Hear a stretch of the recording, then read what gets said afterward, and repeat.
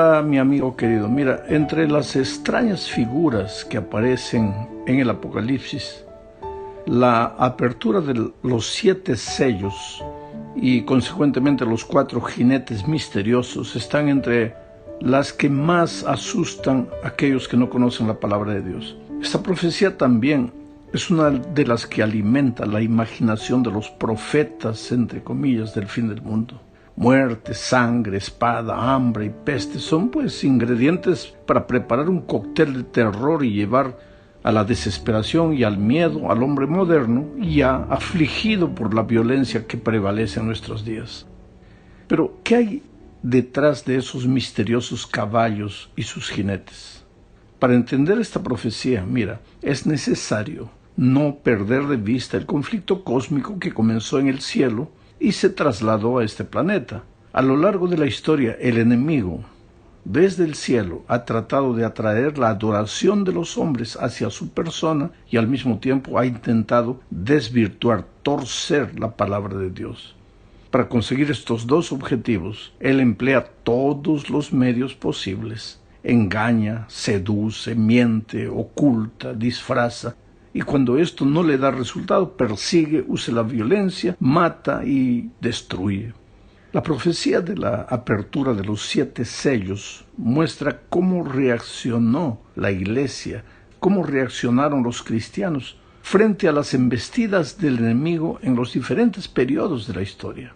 Muchos de los intérpretes de las Escrituras han considerado que los 4 jinetes del Apocalipsis son portadores de juicios divinos. Hasta se han filmado películas en las que se presentan a esos misteriosos personajes como jinetes vengadores que traen desgracias y tragedias a la tierra. La pregunta es, ¿serán las inundaciones, los terremotos, los cataclismos, esos juicios divinos que anuncian estos jinetes? ¿Hay base en la Escritura para semejante interpretación? Claro que no. Sabes, el Apocalipsis no puede ser estudiado con liviandad ni fanatismo irracional. Se debe estudiar como parte de la palabra de Dios y su correspondiente proyección histórica y profética. Al estudiarlo de esta manera, descubrimos que los jinetes simbolizan los diversos periodos por los cuales pasaría la iglesia cristiana con respecto a su fidelidad a la palabra de Dios. Vamos a decir de esta manera, en los capítulos 4 y 5 de Apocalipsis vimos al juez cuando se sienta en su trono para comenzar el juicio.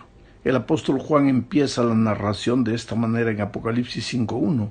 Vi en la mano derecha del que estaba sentado en el trono un libro escrito por dentro y por fuera, sellado con 7 sellos.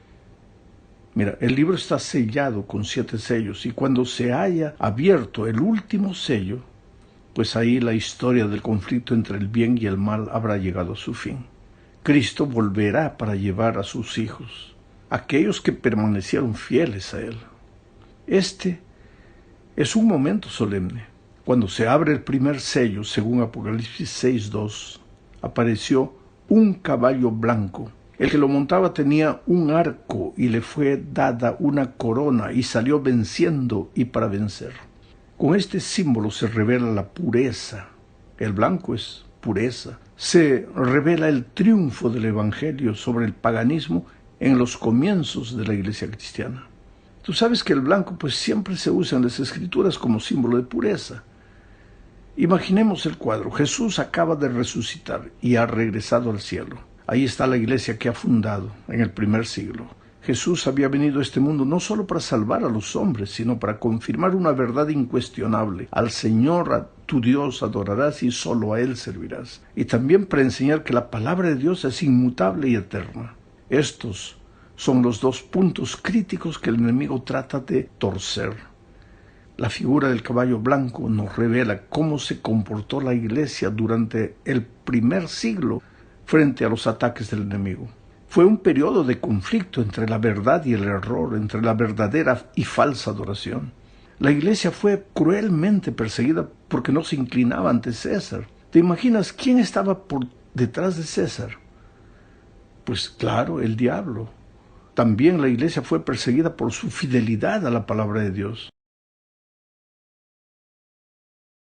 El mismo Juan afirma en Apocalipsis 1:9, yo, Juan, vuestro hermano y compañero en tribulación, en el reino y en la perseverancia de Jesucristo, estaba en la isla llamada Patmos por causa de la palabra de Dios, por su obediencia a la palabra de Dios. Pero a pesar de toda la furia desatada contra el pueblo de Dios, en este primer periodo de la historia la iglesia se mantuvo fiel. Al jinete del caballo blanco le fue dada una corona y salió venciendo y para vencer.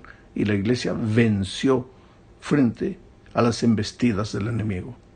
Cuando se abrió el segundo sello, dice Apocalipsis 6:4, salió otro caballo de color rojizo.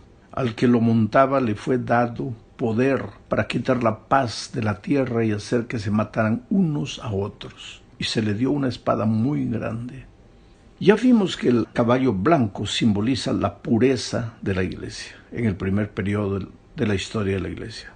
Pureza en cuanto a la adoración, porque a pesar de las persecuciones, amenazas y muertes, los cristianos preferían adorar a Dios antes que al César. Pero era también pureza con relación a la obediencia a la palabra de Dios, porque a pesar del peligro físico que significaba obedecer a las Sagradas Escrituras, los cristianos de los primeros siglos conservaron sin alteraciones la doctrina de Jesús. Ahora, el objetivo de Satanás ha consistido en todo momento en intentar que la iglesia modifique su forma de adorar y que cambie las verdades de la palabra de Dios, o sea, sus doctrinas.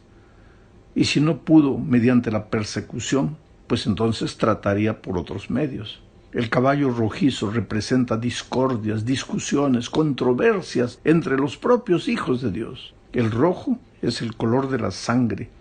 Y por eso muchos estudiosos de las Escrituras relacionan este periodo con la época de las terribles persecuciones, derramamientos de sangre que soportó la iglesia a manos de los césares durante los 3 primeros siglos de nuestra era. Pero el texto afirma que los hombres se mataban unos a otros. Es decir, esta era una guerra interna, no provenía de afuera, sino que se desarrollaba dentro de la misma iglesia. Los protagonistas eran los mismos cristianos. ¿Cómo sucedió esto?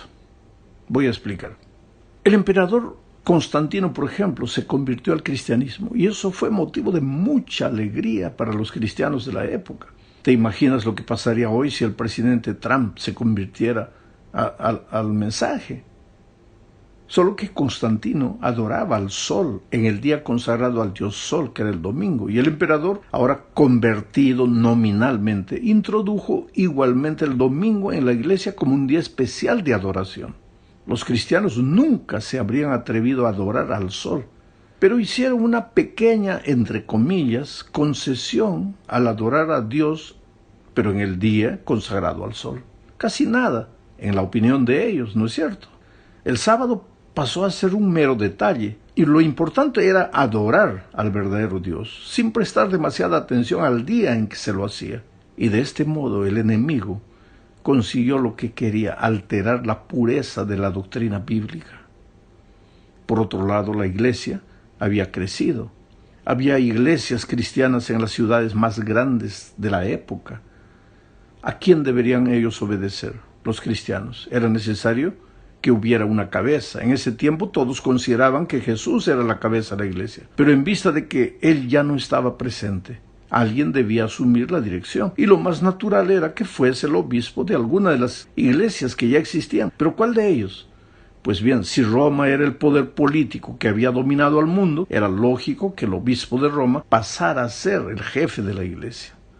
Pero los obispos de las otras ciudades no aceptaron este arreglo, y eso dio origen a cruentos y terribles conflictos. Mire, el historiador Walter Durán declara que probablemente más cristianos fueron degollados por los propios cristianos que en todas las persecuciones que los paganos hicieron de los cristianos en la historia de Roma.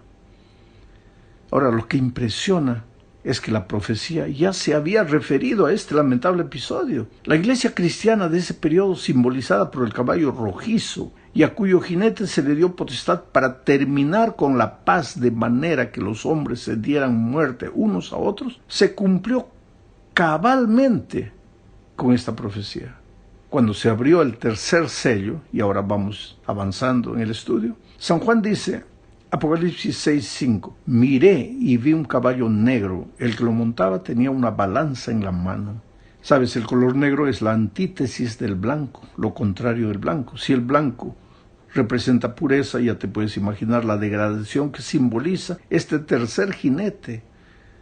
En este lapso, la Iglesia se contaminó con una cantidad de tradiciones humanas, doctrinas filosóficas, costumbres paganas. A pesar de que Jesús había declarado, mi reino no es de este mundo, el jefe de la Iglesia de esa época codició el poder terreno y lo asumió. El imperio romano de Occidente había desaparecido, ya no había más emperador y la única autoridad que permanecía era el obispo de Roma. Su poder no era solo espiritual, sino también político y social. En la profecía, el jinete que montaba este caballo tenía una balanza en la mano y súbitamente se oye una voz que dice, 2 libras de trigo por 1 denario y 6 libras de cebada por 1 denario. Sabes, la libra era una medida de peso y en la época cuando se escribió el Apocalipsis era la ración mínima que un soldado o un esclavo podían adquirir por un día. Se trata pues de una ración minúscula del alimento del pobre. Eso significa opresión, explotación y hambre. Quiere decir que los dirigentes de la Iglesia cristiana de aquel tiempo se caracterizarían por promover el hambre, pero claro, si es iglesia, hambre espiritual, escondiendo del pueblo el pan de vida que es la palabra de Dios. Durante este triste periodo, los hijos de Dios, conducidos por los dirigentes, se apartaron por completo de las enseñanzas de las Escrituras. Fue ciertamente un periodo oscuro. A medida que crecía el poder del dirigente de la Iglesia cristiana instalado en Roma, las tinieblas se hacían más densas. La fe pasó de Cristo, el verdadero fundamento, al representante humano de la Iglesia. Quedaron en el olvido la verdadera adoración y la obediencia a su palabra. El enemigo estaba consiguiendo su propósito una vez más.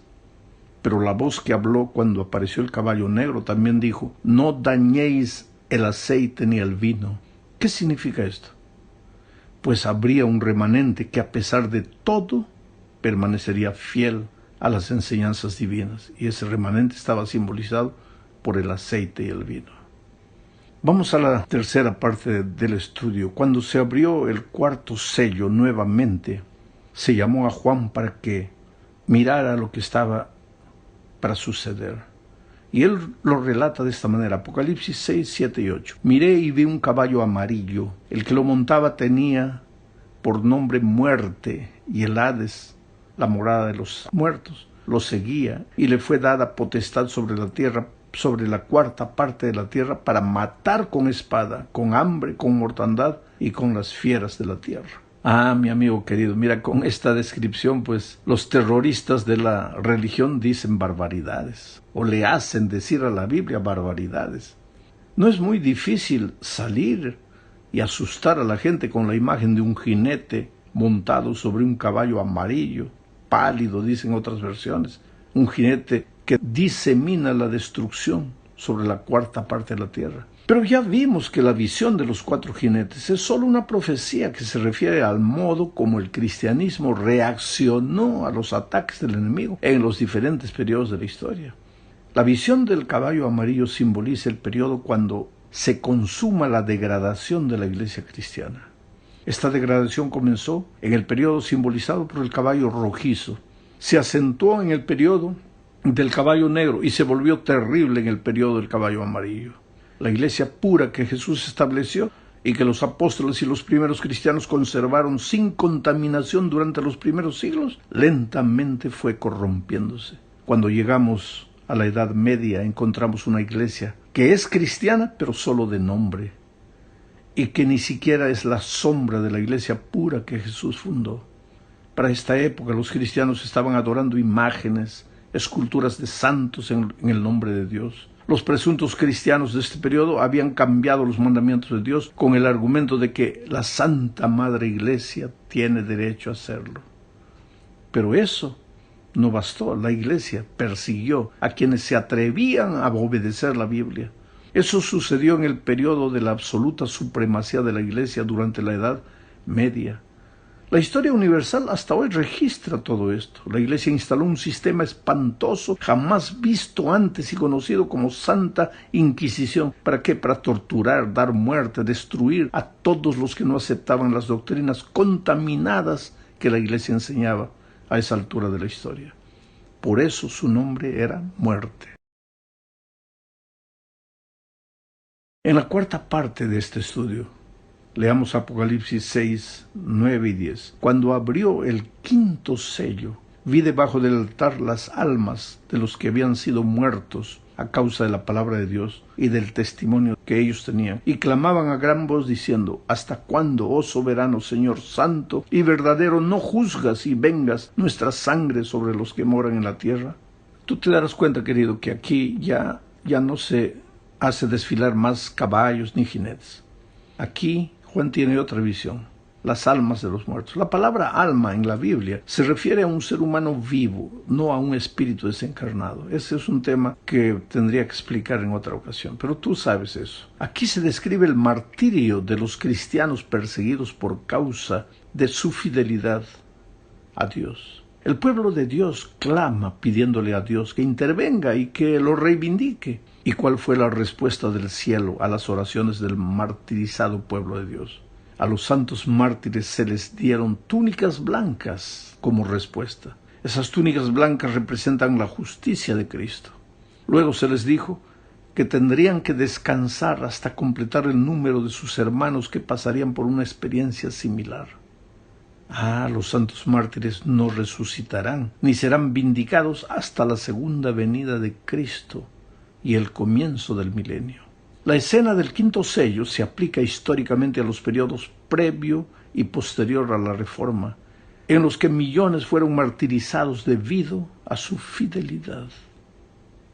Llegamos al fin de este estudio, a este comentario, hablando de la apertura del sexto sello. Veamos Apocalipsis 6, 12 y 13. Mire, cuando abrió el sexto sello y hubo un gran terremoto. El sol se puso negro como tela de luto, la luna entera se volvió toda como sangre, y las estrellas del cielo cayeron sobre la tierra como la higuera deja caer sus higos cuando es sacudida por un fuerte viento. Mira, aquí se habla de 4 señales de naturaleza física que se manifestarían antes de el regreso de Jesús. Se produciría un gran terremoto, el sol se oscurecería, la luna se volvería como sangre y las estrellas caerían del cielo.